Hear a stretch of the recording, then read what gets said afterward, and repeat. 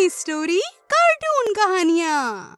Cotton candy वाला बना अमीर। एक गांव में रमेश रहा करता था। वो कॉटन कैंडी बेचने का काम किया करता था। उसकी कॉटन कैंडी खाने के लिए बच्चे बहुत इंतजार किया करते थे, क्योंकि वो बहुत ही स्वादिष्ट कॉटन कैंडी बनाया करता था। एक दिन रमेश दूसरे गांव में कॉटन कैंडी बेचने के लिए जाता है। तभी वहां पर कुछ बच्चे आते हैं और रिंकू कहता है, अरे अंकल, एक कॉटन कैंडी तो देना। हाँ बेटा, कौन से रंग की चाहिए बताओ। मुझे तो ब्लू कलर की चाहिए है। तभी पिंकी ने कहा, अंकल, मुझे पिंक कलर की चाहिए। हाँ क्यों नहीं, मेरे पास बहुत सारी कॉटन कैंडी है। इसके बाद उसने रिंकू को ब्लू कलर की और पिंकी को पिंक कलर की कॉटन कैंडी दे दी। इसके बाद उन दोनों बच्चों ने पैसे दिए और वो वहाँ से चले गए। उन दोनों के जाने के बाद रमेश आगे बढ़ गया। रमेश को बहुत अच्छा लगता था कि बच्चे उससे इतनी अच्छी तरह बात किया करते थे और वो भी बच्चों से अच्छी तरह से बात किया करता था। अभी वो गांव के दूसरे छोर पर पहुंचा था, तभी उसे एक लड़की की आवाज सुनाई दी। उसने देखा तो एक 17-18 साल की लड़की उसे खिड़की से आवाज दे रही थी। आवाज को सुनकर रमेश उधर ही आया और बोला, जी बताइए, क्या चाहिए। मुझे कॉटन कैंडी चाहिए है। हाँ अभी देता हूँ, आ जाइए बाहर। नहीं, मैं घर से बाहर नहीं आऊंगी, आप मुझे खिड़की पर ही पकड़ा दीजिए। ये सुनकर रमेश ने उसे खिड़की से ही कॉटन कैंडी दे दी और उस लड़की ने पैसे दिए।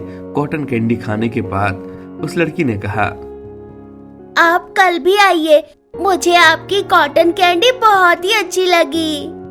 हाँ जरूर बिटिया, मैं कल भी तुम्हारे लिए कॉटन कैंडी लेकर आऊंगा। ये कहकर रमेश वहां से चला गया। उस लड़की का नाम रोशनी था।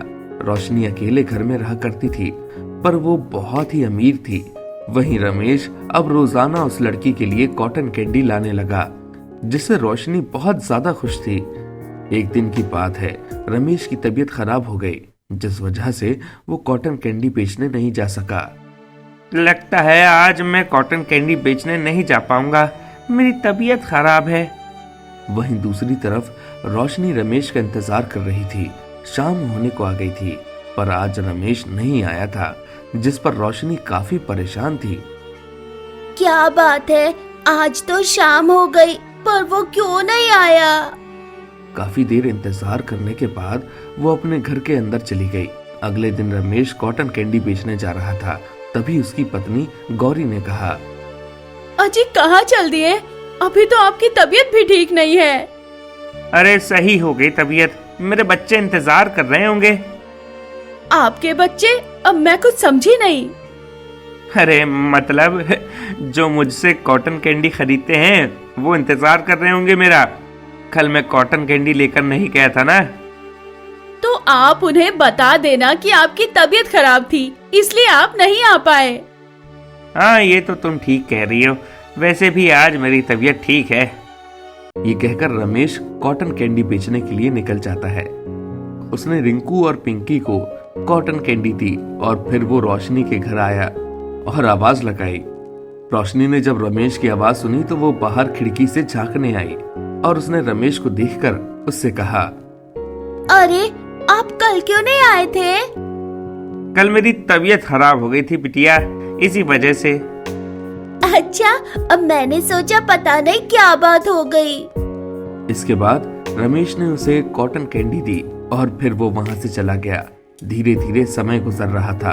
रमेश रोजाना रोशनी के लिए कॉटन कैंडी लाया करता था। अब उन लोगों की जान पहचान काफी अच्छी हो गई थी। एक दिन रमेश कॉटन कैंडी बेचने के लिए आया तो रोशनी ने उससे कहा, एक बात पूछूं बिटिया, बुरा तो नहीं मानोगी? हाँ अंकल बताइए, क्या पूछना है? तुम्हारे घर में कोई नहीं रहता क्या? नहीं, मैं अकेली रहती हूँ। बड़ी हैरानी वाली बात है, इतने बड़े घर में अकेली। हाँ क्या करूँ अंकल, मेरे माता पिता नहीं हैं। ये सुनकर रमेश बहुत हैरान हुआ और वो उसे कॉटन कैंडी देकर वहां से चला गया।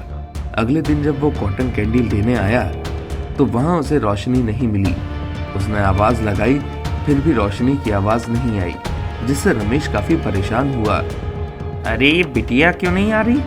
वैसे तो रोजाना आवाज लगाने पर आ जाया करती थी। काफी देर आवाज लगाई पर रोशनी बाहर नहीं निकल कर आई, जिस पर रमेश ने कहा, मुझे अंदर जाकर देखना चाहिए, कहीं वो मुसीबत में तो नहीं। वैसे भी वो अकेली रहती है। ये सोचकर रमेश अंदर चला गया तो अंदर कोई नहीं था। उसने आवाज लगाई, तभी उसे कुछ चीज गिरने की आवाज सुनाई दी। अरे ये आवाज कैसी है? ये कहकर वो उसी कमरे में चला गया जिधर से आवाज आ रही थी। तो उसने देखा कि रोशनी को एक आदमी पकड़े हुए था। बचाओ, कोई बचाओ।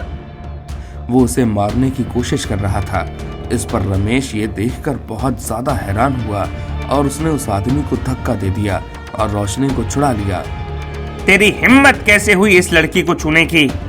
तू कौन होता है बे, मुझे रोकने वाला? ये सुनकर रमेश को बहुत ज्यादा गुस्सा आया। वहीं रोशनी ने कहा, अंकल अंकल, अब मुझे बचा लीजिए, ये मुझे मार डालेगा। बिटिया तुम परेशान मत हो, मैं इसे अभी सबक सिखाता हूँ। ये कहकर रमेश ने वहां रखा एक डंडा उठाया और उस आदमी को बहुत पीटा, जिससे वो आदमी वहां से भाग गया। आदमी के जाने के बाद रोशनी ने रमेश से कहा, आपका बहुत बहुत धन्यवाद जो आपने मुझे बचा लिया, और वरना ये आदमी मुझे मार डालता।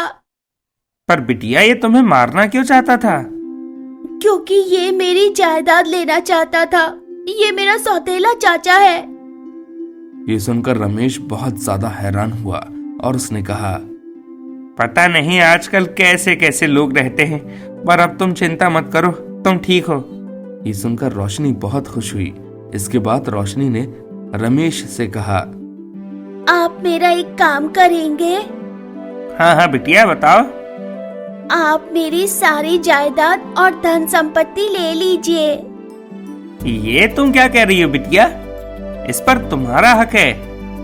मुझे पता है, पर इसी के पीछे मेरे माँ बाप मर गए और अब लोग मुझे भी मारना चाहते हैं। तुम चिंता मत करो, मैं तुम्हारी हिफाजत करूंगा।